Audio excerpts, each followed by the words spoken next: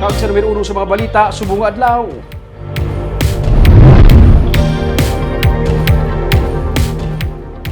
Isa ka public hearing ang gipatigayon, may angot sa financial status ang Sineco pati na sa pag-refund sa mga konsumidor. Wala malikawan nga makutkutan ang issue sang sunod-sunod nga brownout, pati na sang wala may nagasabat nga hotline number. Yaring report.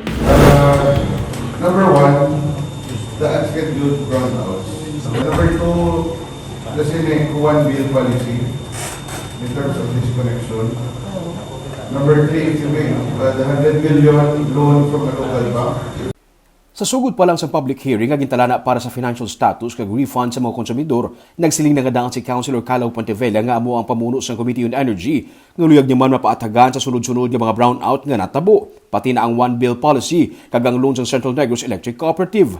Patag ni Engineer Jose Tanyongon, ang Unified Engineering and Operation Maintenance Department Manager sa Sineco, nag-breakdown ng insulator sa isa nila ka 69 kV nga line.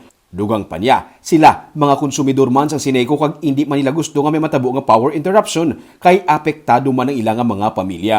Minsan kami, hindi kami gusto ng interruption because we are also consumer of Sineco. Our family is consumer, wala kaya sila isa online. Isang gani nga ako ni bata, kapag na sa akong biglaan ng Si Councilor Thady Saiso naman, ginbalikan nga humalin sa una, wala gid siya nakatilaw nga may nagsabat sa iya sa hotline number sa Sineco. Kada semana kuno naga-trip off ang linya sa kuryente sa ilang lugar sa Barangay Sumag. Ang malain pa, kay may pasyente sila nga ginadialysis sa ilang nga balay. Gani kapilitan siya nga manawag rekta sa Board of Directors. Mahapos mo lang ni Tani kung may kasabat sa emergency nyo, hindi man igurong tamo, tamang katalagin pangakin mo. Kali kay parang sa pindot mo sa computer, ihaboy yung mga cellphone mo sa may kasabat. No? I hope you could do something about it, manager, no? Ginako naman ni Acting General Manager Irvin Stanley Uticar, gabisan sila mismo ang ginabudlayan man sa pagtawag sa ilang hotline, pero ginatingwaan nilang mapangitaan inisang solusyon. Sorry for that, Councilor Tani. We do have a difficulty calling our hotlines also.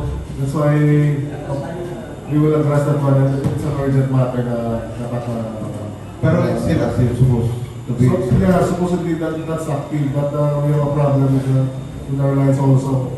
So, don't worry about that, Councilor Tad, we will address the problem.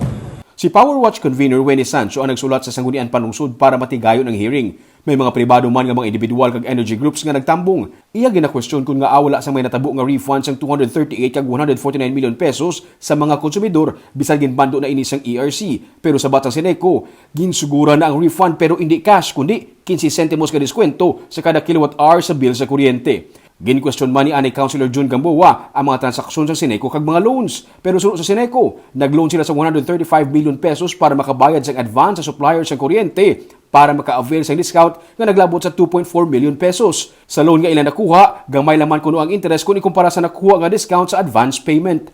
Ginabalan sila ni Sancho nga dapat kuntani ang ini nga mga bagay ang ginapahibalo sa mga konsumidor. Gin-question man ni Sancho kung nga awala sang Board of Directors sa among hearing.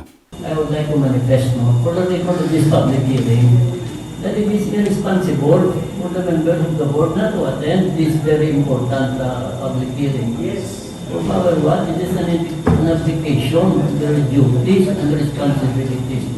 Gani liwat nga magapatawag ang konseyo sa public hearing kag ipatawag na ang tanan nga mga Board of Directors.